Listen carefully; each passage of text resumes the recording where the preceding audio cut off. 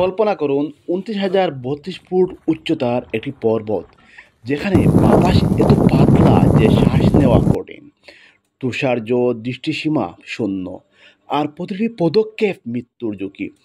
এই Mount Everest জয় করা আপনার কাছে বা যে কারো কাছেই অসম্ভব মনে হতে পারে, কিন্তু কল্পনা করুন এই চ্যালেঞ্জ গ্রহণ করেছেন এমন একজন মানুষ যিনি জীবনে কখনো আলো দেখেননি।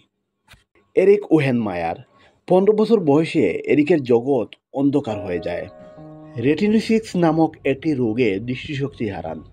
কিন্তু এরিক যে এক সাহসী বালকের নাম, যে অন্য 10 জনের মতো নিজের দুর্বলতাকে পুঁজি করে ঘরবন্দি হয়ে থাকার ছেলে নন। তাই তো তিনি সিদ্ধান্ত নেন জীবনে এমন কিছু করবেন যার কারণে এরিক নামটি একটি অনুপ্রেরণার নাম হয়ে থাকবে। এক পা ফেলতে গেলেই বরফের ফাটল, পিচ্ছিল পথ আর তীব্র ঠান্ডা। এরিকের জন্য এই পদক্ষেপ ছিল তার দলের উপর ভরসা আর নিজের মানসিক শক্তির পরীক্ষা।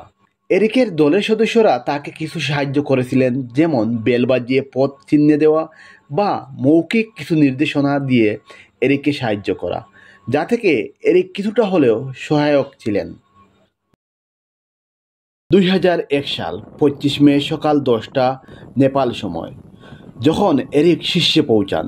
তিনি হয়তো এভারেস্টের সুন্দরময় দৃশ্য দেখতে পারেননি, কিন্তু তিনি অনুভব করেছিলেন বিশ্বের ছাদে দাঁড়ানোর অসীম গৌরব।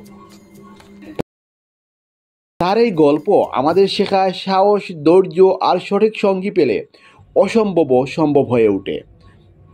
এই মুহূর্তে আমি আপনাকে প্রশ্ন করতে চাই, আপনার জীবনের সকল প্রতিকূলতাকে ডিঙিয়ে আপনি কোন এভারেস্ট জয় করতে চান? অবশ্যই থিঙ্কিং করবেন এবং আমাদের কমেন্ট বক্সে লিখে যাবেন। এরিক শুধু এভারেস্ট জয় করেননি, এরিক বিশ্বের সর্বোচ্চ 7টি স্তরে আরোহণ করে দেখিয়েছেন সীমাবদ্ধতা কেবলমাত্র মনের মধ্যে। এরিক ওহেনমায়ার আমাদের শিখিয়েছেন জীবনের যে কোনো শিখর জয় করা সম্ভব যদি মনের মধ্যে আলো থাকে।